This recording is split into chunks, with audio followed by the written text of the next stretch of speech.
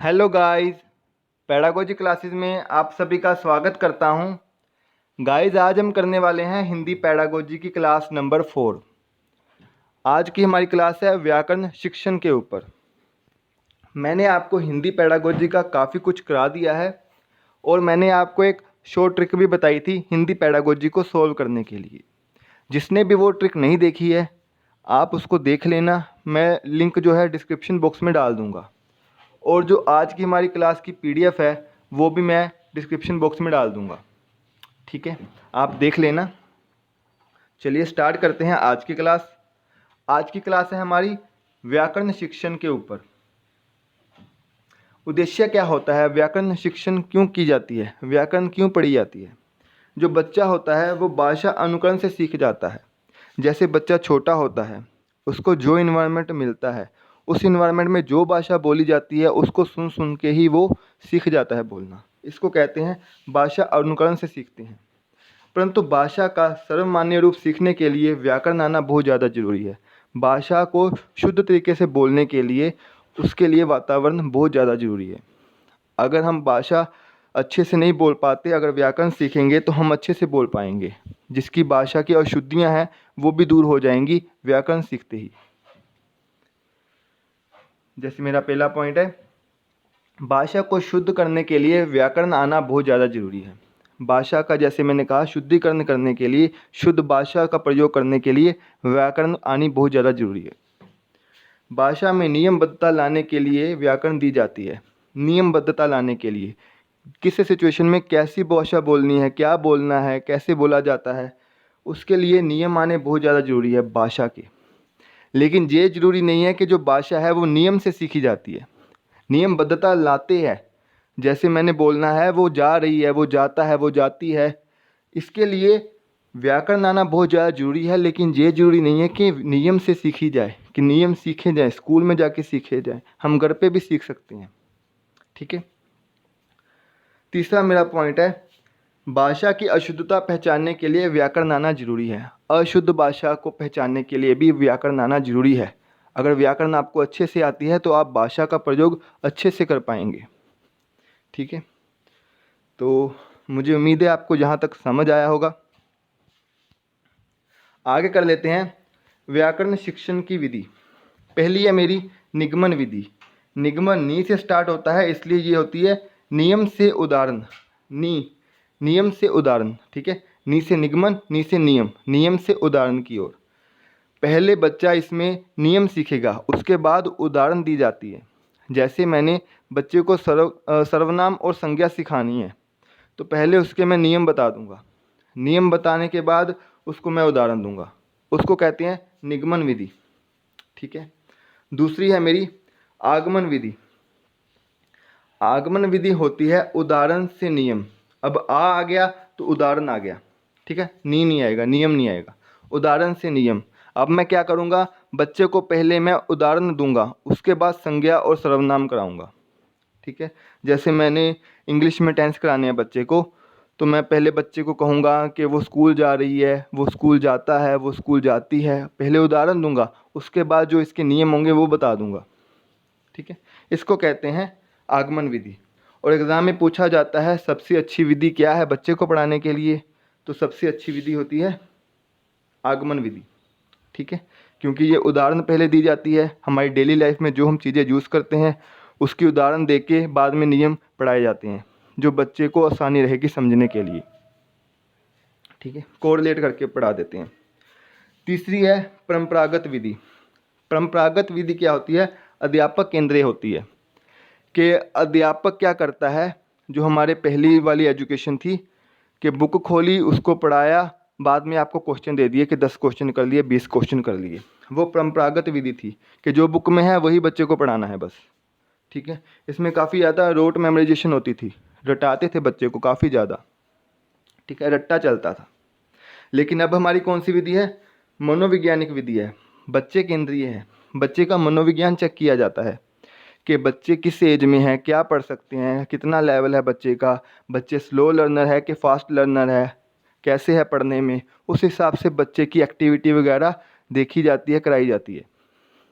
ठीक है, इससे बच्चे को आसानी होती है चीज़ों को याद करने के लिए।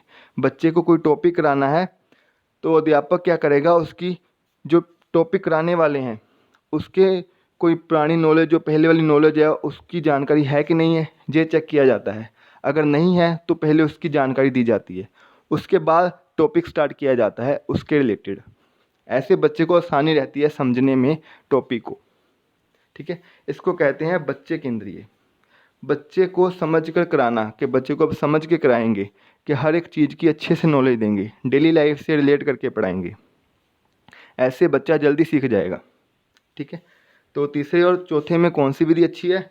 फोर्थ वाली विधि ज़्यादा अच्छी है तीसरे वाले से। बच्चे केंद्रीय होनी चाहिए हमारी एजुकेशन सिस्टम। पांचवा पॉइंट है मेरा प्रत्यक्ष भाषा विधि। प्रत्यक्ष को इंग्लिश में डायरेक्ट मेथड कहते हैं, डायरेक्ट मेथड कहते हैं। ठीक है, ये हिंदी टू हिंदी और इंग्लिश टू इंग्लिश पढ़ाई जाती है। जैसे मैंने आपको कहा था ना, जब बच्चा छोटा होता है उसको जो इन्वायरमेंट मिलता है उसमें जो भाषा बोली जाती है उसको सुन सुन के वो बोलना सीख जाता है।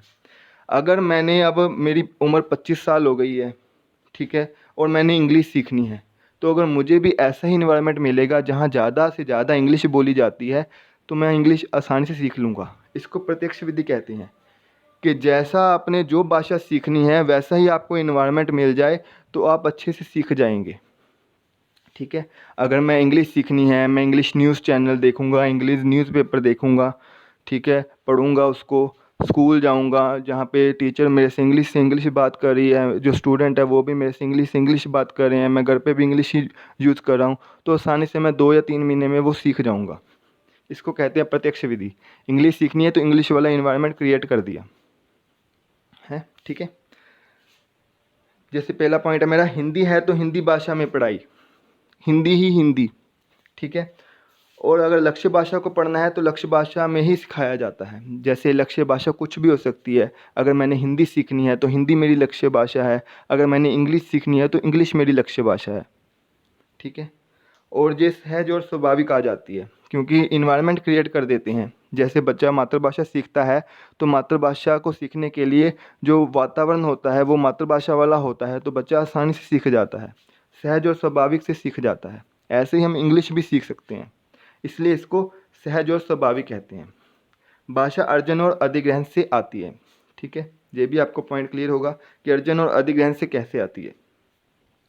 इस विधि में दूसरी भाषा पढ़ाते समय मातृभाषा का सहारा नहीं लिया जाता। जैसे मैंने आपको कहा कि इंग्लिश भाषा सीखनी है तो इंग्लिश भाषा सीखने के लिए मुझे इंग्लिश इन्वायरमेंट देंगे।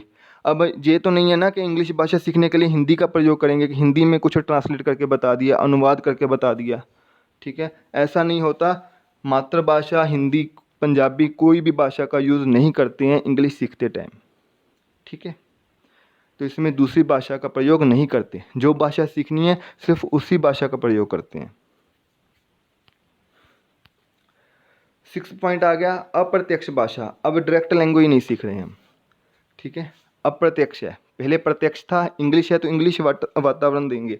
अब अप्रत्यक्ष है, अगर इंग्लिश सीखनी है तो इंग्लिश के साथ हिंदी, पंजाबी कुछ भी हम बता सकते हैं थोड़ी बहुत। जैसे मैंने यहाँ पे लिखा है, इंग्लिश पढ़ाते समय हिंदी का सहारा लिया जा सकता है। अप्रत्यक्ष भाषा 2 प्रकार की होती है, एक होती है द्विभाषिक विधि, एक होती है अनुवाद विधि। पहले हम द्विभाषिक विधि कर लेते हैं। लक्ष्य भाषा अन्य भाषा से पढ़ाई जाती है। इंग्लिश लैंग्वेज सीखनी है, अन्य भाषा का सहारा लिया जाएगा। दूसरी भाषा का उपयोग शिक्षक अपने अनुसार या बच्चों के अनुसार करता है। इसमें क्या है, होता है कि जितनी ज़्यादा ज़रूरत है बच्चे को, जैसे बच्चे को इंग्लिश ही इंग्लिश पढ़ा रहे हैं, ठीक है, लेकिन कुछ सेंटेंस मुझे समझ में नहीं आया, जो सेंटेंस मुझे समझ में नहीं आया तो वो मुझे ट्रांसलेट करके, अनुवाद करके बता दिया जाएगा कि इसका मतलब ये है। ठीक है, इंग्लिश का कोई भी सेंटेंस है हिंदी में मुझे बता दिया जाएगा, लेकिन जो मुझे नहीं आता होगा वही बताया जाएगा। इसको कहते हैं द्विभाषिक विधि। लेकिन अनुवाद विधि क्या होती है, इसमें भी क्या करते हैं, लक्ष्य भाषा को अन्य भाषा से पढ़ाया जाता है, लेकिन लक्ष्य भाषा और अन्य भाषा के बराबर अनुपात में प्रयोग किया जाता है। कि मतलब मैंने एक लाइन इंग्लिश में पढ़ी तो उसका मुझे अनुवाद करके बता दिया जाएगा हिंदी में। दूसरी लाइन पढ़ी, दूसरी लाइन का हिंदी में अनुवाद करके बता दिया जाएगा, ऐसी तीसरी, ऐसी चौथी। ठीक, बराबर अनुपात में प्रयोग किया जाएगा। मुझे उम्मीद है आपको समझ लगा होगा। अगर नहीं समझ लगा होगा तो आप एक बार पीछे मुड़ के देख लेना मेरी वीडियो, आपको समझ लग जाएगा।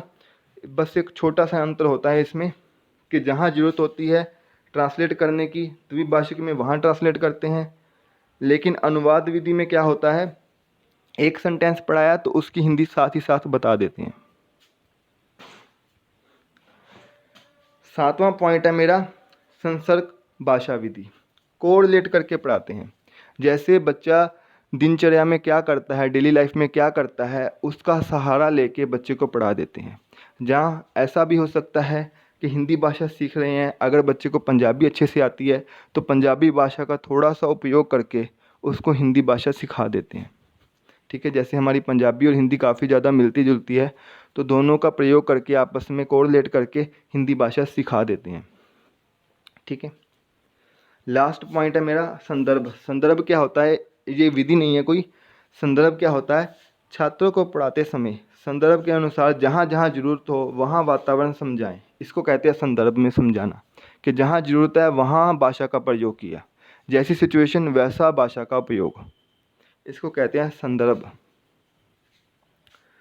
तो मुझे उम्मीद है आपको आज की क्लास अच्छी लगी होगी। व्याकरण की सारी शिक्षण विधि मैंने आपको करा दी है।